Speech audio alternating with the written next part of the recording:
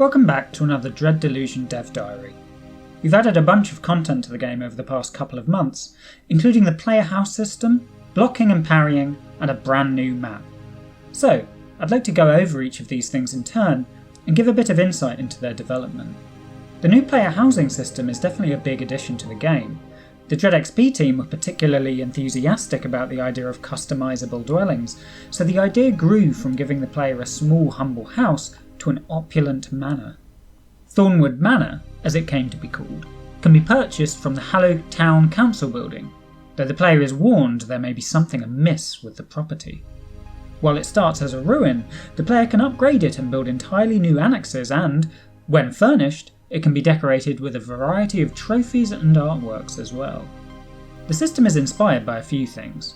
I always loved how you could buy and furnish houses in games like Oblivion. The roleplay element of putting down stakes with your character helped further immerse players in the world, and I thought it seemed like a relatively simple feature to replicate. Famous last words, of course. Another inspiration was Tomb Raider 2. I always used to love just running around Lara's mansion, which was a completely optional level available from the main menu. It was actually surprisingly like a walking simulator, being a really relaxed place to hang out, a rarity in old games.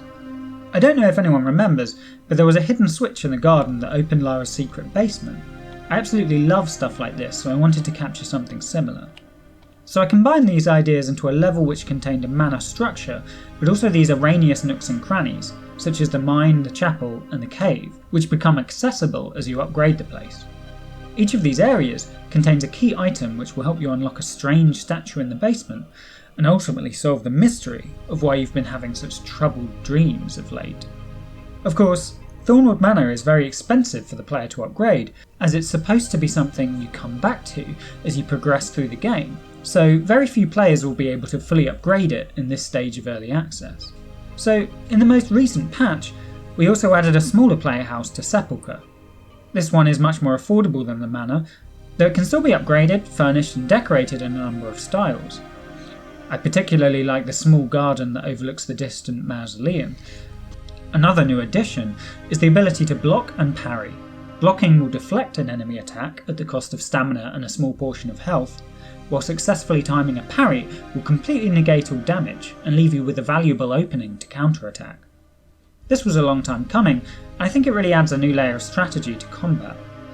But it's just the first in a number of planned changes that should greatly improve the combat systems. And finally, we added a brand new look for the player's map. I ended up illustrating this myself, which was a lot of fun. I took inspiration from colourful, stylised maps like those found in Elden Ring and World of Warcraft.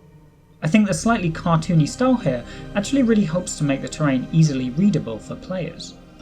I started by tracing a top-down view of the map with my graphics tablet, before filling in all the regions with block colour.